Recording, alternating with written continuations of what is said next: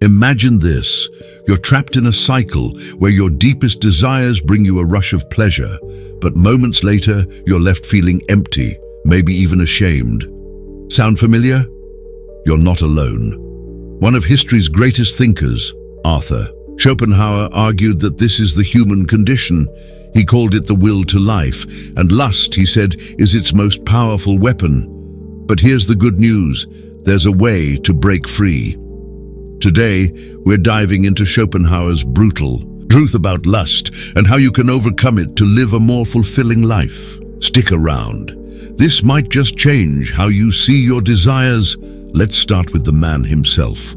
Arthur Schopenhauer was a German philosopher born in 1788 in Danzig, now Gdansk, Poland. Unlike the optimistic thinkers of his time, who believed in human progress and happiness, Schopenhauer was a realist, some say a pessimist, who saw life as a struggle. His masterpiece, The World as Will and Representation, Gutenberg, laid out his core idea. At the heart of existence is the will to life, a blind, irrational force that drives all living things to survive and reproduce. This will isn't just about staying alive. It's about satisfying desires, especially sexual ones. For Schopenhauer, these desires are the root of our suffering because they're never fully satisfied.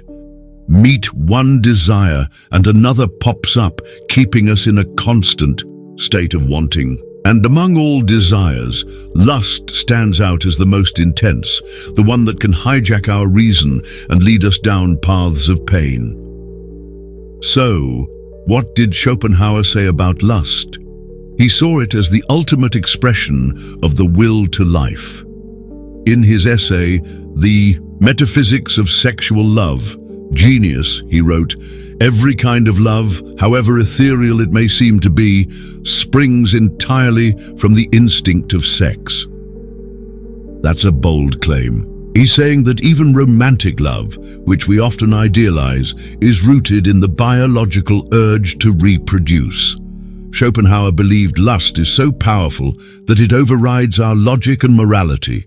He noted, "With man, sexual gratification is tied to a very obstinate selectivity, which is sometimes intensified into a more or less passionate love. Thus, sexuality becomes for man a source of brief pleasure and protracted suffering." Goodreads. In other words, lust drives us to chase fleeting moments of pleasure, but the aftermath, whether it's regret, heartbreak, or unfulfilled longing, often brings more pain than joy. He had a fascinating take on why we're attracted to certain people. It's not just about shared interests or chemistry. It's the will to life, picking a partner who'll produce healthy offspring. For example, a short person might be drawn to a tall one, or a gentle person to a bold one, to balance traits in their children. This explains why some relationships feel intense but don't lead to lasting happiness. The will to life prioritizes the species, not your personal fulfillment. Have you ever felt a wave of sadness or emptiness after sex, especially with someone you're not deeply connected to? Schopenhauer called this post-coital tristesse, or the devil's laughter. He believed that after the act, the illusion of lasting happiness created by the will to life crumbles. You realize you've been used to serve the species, not your own heart. This isn't just philosophy, science backs it up. A 2019 study found that 41% of men and 37% of women experience post-coital dysphoria, feeling sad, anxious, or guilty after sex, particularly in casual encounters, QUT study. Schopenhauer saw this as proof that lust, when unchecked, leads to suffering. It's like chasing a mirage. The closer you get, the more you realize it's not what you thought. So, how do we escape this cycle? Schopenhauer offered two paths, and they're both profound in their own way. The first path is for what Schopenhauer called sages, rare individuals who can completely transcend their desires through asceticism. This means renouncing worldly pleasures, including sex and living a life of simplicity and contemplation. Think of Buddhist monks, St. Francis of Assisi, or even Jesus, who Schopenhauer admired as models of this lifestyle. Stanford Encyclopedia. By denying the will to life, these sages achieve a state of peace and tranquility, free from the constant pull of desire. It's a radical choice, living alone, often away from society, and focusing on spiritual or intellectual pursuits. But Schopenhauer admitted this path is tough and not for everyone. Most of us aren't ready to give up everything and live like hermits. That's where his second path comes in, and it's much more accessible. Schopenhauer believed that engaging with art and philosophy can help us rise above our desires. When we immerse ourselves in a great painting, a moving symphony, or a profound book, we enter a state of pure perception. We see the world as it is, without the filter of our wants and needs. For example, reading a Greek tragedy like Antigone, or listening to Beethoven's Ninth Symphony doesn't just entertain, it reveals the deeper truths of human existence.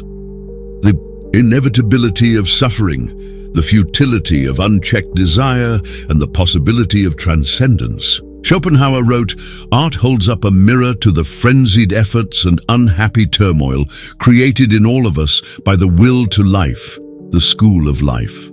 By reflecting on these truths, we can cultivate a calmer, more detached mindset, even if, just for a moment. Now you might be wondering, does this 19th century philosophy hold up today? Absolutely. Schopenhauer's ideas resonate with modern psychology and neuroscience. For instance, research shows that sexual desire triggers dopamine, a neurotransmitter linked to pleasure, but also addiction.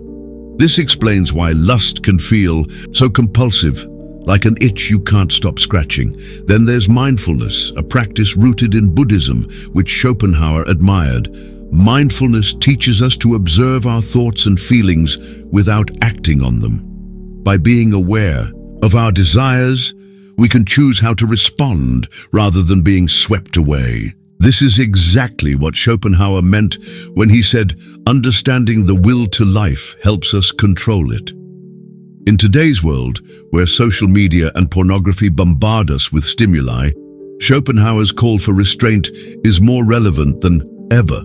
Many people struggle with compulsive behaviors, like excessive porn use, which can lead to shame and dissatisfaction. Exactly what Schopenhauer warned about. By stepping back and engaging with art, literature, or even meditation, we can find balance and reclaim control. Not everyone buys Schopenhauer's view. Critics argue his philosophy is too pessimistic, dismissing the joy and meaning that love and sex can bring. Romantic relationships can foster deep connection, and sexual intimacy can strengthen bonds. These experiences aren't just about biology. They're about human connection and growth. Others point out that suppressing desires entirely isn't healthy. Psychologists like Sigmund Freud argued that repressing natural urges can lead to mental health issues.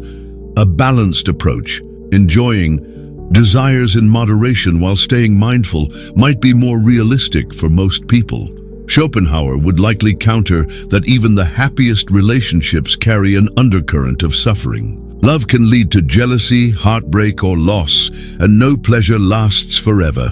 His point wasn't to reject love or sex entirely, but to approach them with awareness, so we're not blindly driven by the will to life. Let's make this real with a story. Meet Alex, a 25-year-old graphic designer living in a big city. Alex is charming, successful, and has no shortage of dating opportunities. At first, he loves the thrill of casual hookups, the excitement, the chase, the pleasure. But after a while, he notices a pattern. Each encounter leaves him feeling hollow. The high fades quickly, replaced by guilt or loneliness. He starts to wonder if he's doing something wrong. One day, Alex stumbles across a podcast about Schopenhauer. He learns about the will to life and how lust is its strongest pull. It clicks. His hookups are feeding a biological urge, not his deeper need for connection. Inspired by Schopenhauer's second path, Alex decides to try something new. He joins a local book club, starts visiting art galleries, and even takes up meditation. Over time, Alex notices a shift. Reading novels like Crime and Punishment or contemplating a Van Gogh painting helps him see his desires in a new light. He realizes that while sex is fun, it's not the key to happiness. He starts seeking deeper relationships, valuing emotional intimacy over physical thrills. Slowly, his life feels more balanced and he's more in control of his choices. Alex's story shows how Schopenhauer's ideas can apply today. You don't have to become a monk to overcome lust. Just engage with things that lift your perspective and remind you of what truly matters. So, what's the takeaway? Schopenhauer's brutal truth is that lust is a powerful force that can lead us into suffering if we let it control us. But by understanding its roots in the will to life and engaging with art, philosophy, or practices like mindfulness, we can manage our desires and find a path to greater peace. Lust isn't the enemy. It's part of being human. The problem comes when it runs the show. Start small, read a thought-provoking book, listen to music that moves you, or practice a moment of mindfulness. These steps can help you see beyond the illusions of desire and live more authentically. Loved this? Like, comment, and subscribe. For more deep dives into life's big questions, share your thoughts below. Did Schopenhauer get it right about lust? Let's talk.